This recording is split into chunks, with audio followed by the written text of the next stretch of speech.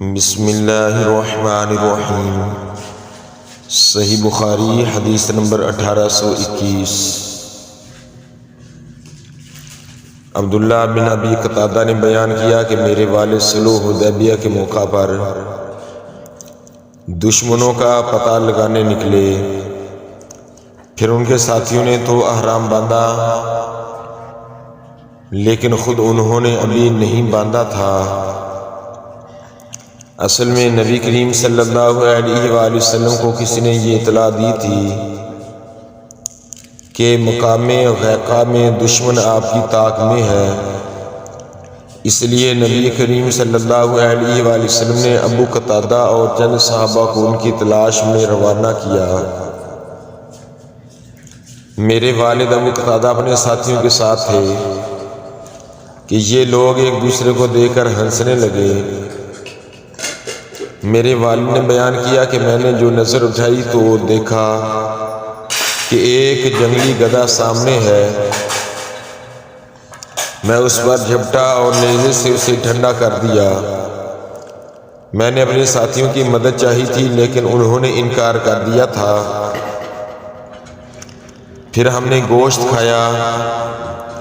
اب ہمیں یہ ڈر ہوا کہ کہیں رسول اللہ صلی اللہ علیہ وسلم سے دور نہ ہو جائیں،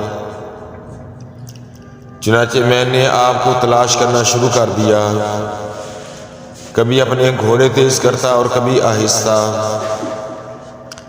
آخر رات گئے بنو غفار کے ایک شخص سے ملاقات ہو گئی۔ میں نے پوچھا کہ رسول اللہ صلی اللہ علیہ وآلہ وسلم کہاں ہے؟ انہوں نے بتایا کہ جب میں آپ سے جدا ہوا تو آپ مقام تعاہن میں تھے اور آپ کا ارادہ تھا کہ مقام سقیہ میں پہنچ کر دوپہر کا آرام کریں گے۔ غرض میں نبی کریم صلی اللہ علیہ وآلہ وسلم کی خدمت میں حاضر ہو گیا اور میں نے عرض کی، یا رسول اللہ صلی اللہ علیہ وآلہ وسلم، آپ کے اصحاب آپ پر سلام اور اللہ کی رحمت بھیجتے ہیں۔ انہیں یہ ڈر ہے کہ کہیں وہ بہت پیچھے نہ رہ جائے، اس لیے آپ ٹھہر کر ان کا انتظار کریں۔ پھر میں نے کہا، یا رسول اللہ صلی اللہ علیہ وآلہ وسلم، میں نے ایک جنگلی گدھا شکار کیا تھا اور اس کا کچھ بچا ہوا گوشت اب بھی میرے پاس موجود ہے۔ آپ صلی اللہ علیہ وآلہ وسلم نے لوگوں سے کھانے کے لیے فرمایا، حالانکہ وہ سب احرام باندھے ہوئے تھے۔ صحیح بخاری حدیث نمبر 1822۔ عبداللہ بن ابی قتادہ نے کہا، ان سے ان کے باپ نے بیان کیا، انہوں نے کہا کہ صلح حدیبیہ کے موقع پر نبی کریم صلی اللہ علیہ وسلم کے ساتھ چلے۔ ان کے ساتھیوں نے تو احرام باندھ لیا تھا لیکن ان کا بیان تھا کہ میں نے احرام نہیں باندھا تھا۔ ہمیں غیقہ میں دشمن کے موجود ہونے کی اطلاع ملی، اس لیے ہم ان کی تلاش میں نبی کریم صلی اللہ علیہ وسلم کے حکم کے مطابق نکلے۔ پھر میرے ساتھیوں نے گورخر دیکھا اور ایک دوسرے کو دیکھ کر ہنسنے لگے۔ میں نے جو نظر اٹھائی تو اسے دیکھ لیا، گھوڑے پر سوار ہو کر اس پر جھپٹا اور اسے زخمی کر کے ٹھنڈا کر دیا۔ میں نے اپنے ساتھیوں سے کچھ امداد چاہی لیکن انہوں نے انکار کر دیا۔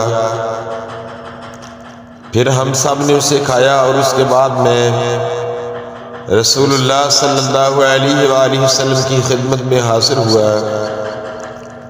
پہلے ہمیں ڈر ہوا کہ کہیں ہم نبی کریم صلی اللہ علیہ وآلہ وسلم سے دور نہ رہ جائیں، اس لیے میں کبھی اپنا گھوڑا تیز کر دیتا، کبھی آہستہ۔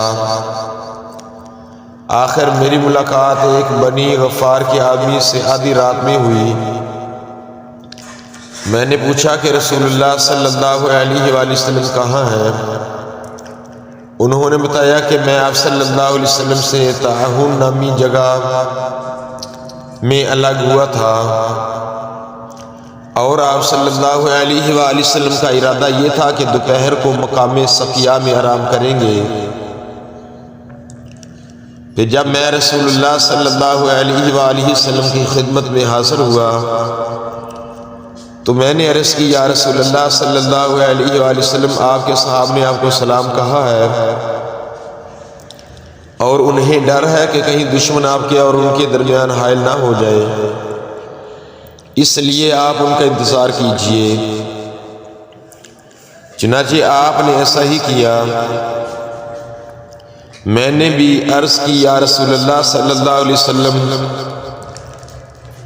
میں نے ایک گورخر کا شکار کیا اور کچھ بچا ہوا گوشت اب بھی موجود ہے۔